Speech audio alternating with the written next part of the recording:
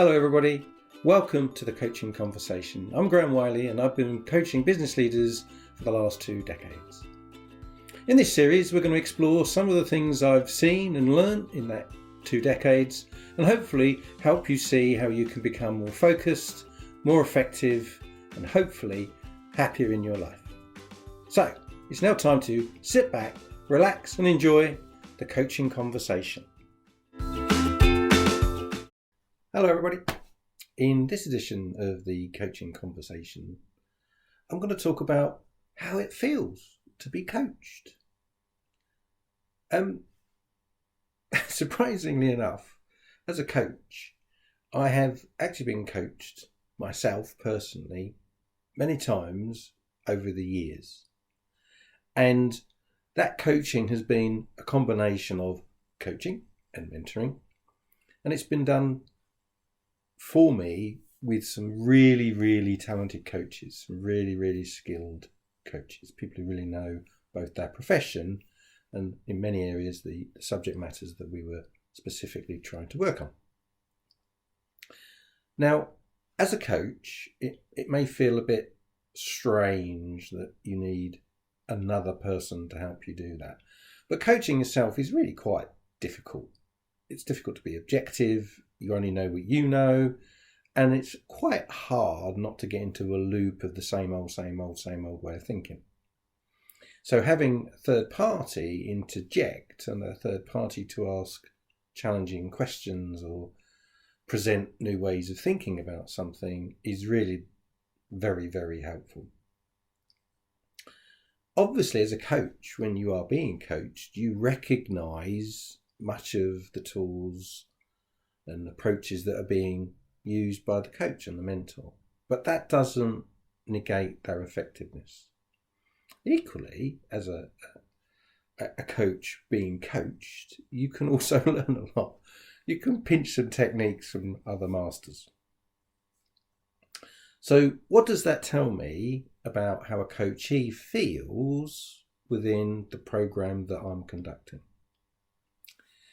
And clearly, a coaching program, particularly an executive coaching program, is goal orientated. It's about moving someone's level of ability from one place to another place across a small spectrum of subjects, usually very important subjects.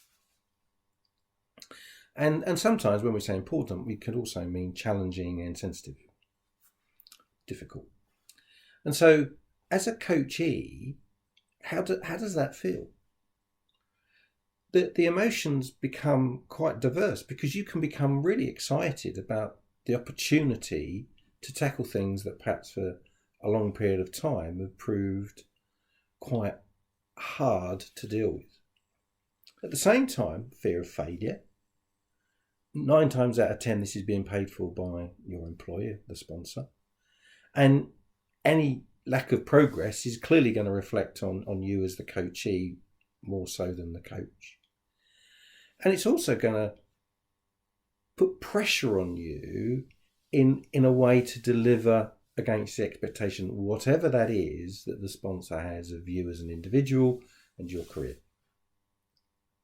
And so it's that blend of push and pull that is at the heart of the way a coachee will feel during the course of the program.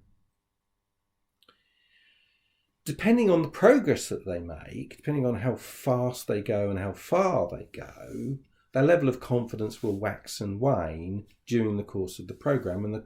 And the skill of the coach is to maintain that even level of enthusiasm, that even level of focus to make sure that the program is helping everybody. Very rarely do I see a coachee go off the rails or lose commitment or find that the program isn't for them. That's almost never happened to me. I've had people slow down. I've had people get ahead of themselves. I've had people change the objectives through the course of the program because they felt that they dealt with the subject well enough and want to move on to something new. The point about how they feel is that's going to translate into what they do. And so the more confident they feel, the more committed they feel, the more excited they feel, the more energy they're going to put into what is the changing and the learning that they're putting themselves through. One of the additional dynamics in a coaching program is that the coach in reality doesn't have the answers to the challenges that the coachee is facing. What they have are tools for helping the coachee tackle them. And that can be interesting questions, it can be objectivity, it can be hardwired training materials, but basically the coachee is being helped to navigate their own solution. Which can mean that the coachee has to recognise a responsibility for success is entirely their own. And when they do realise this, that can pile on more of a burden too. There is another facet for the coach, which is that the coach is really removing blockages. So as progress is being made through the program and more challenges are being faced by the coachee, what the coach does is find ways to remove those blockages in the eyes of coachee. And so a good coach will know that these sorts of things are going to come up in advance. And they will guide the coachee to a form of alertness to that before they bump into the brick wall that may well be there. And so as a coachee, how does that feel? That feels as though you're being guided by a trusted friend. Someone who is entirely invested in you. And that is a lovely feeling. That is a truly confidence-inspiring, a truly heartwarming feeling that you have somebody on your side. Someone who's going to be there for you when things get tough. And that's not normal in working life, is it? It's not an everyday experience. How else does it feel as a coachee? How else does it feel when you're being coached? It feels special. Someone, your boss, has taken the time and the money to invest in you. And they have absolutely committed to your personal development. And it won't be everybody in the business that gets this privilege. And so you do realise pretty early on that this is a unique experience. And whilst it may be repeated later in life, at this moment, it's very, very particular for you. And that's, again, a great relationship builder between the coachee and the sponsor. There is a truly high level of gratitude. Because the coaching will move their level of performance for that person for the whole of their career, not necessarily only their career with that particular employer, that particular sponsor.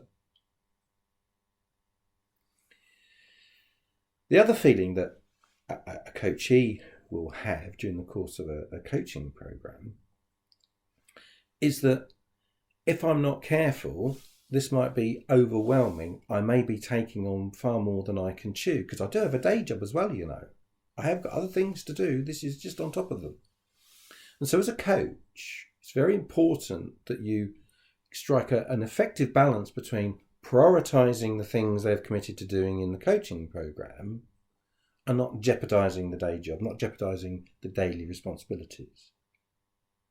And so it is important as a coach to understand when you see the signs of overwhelm.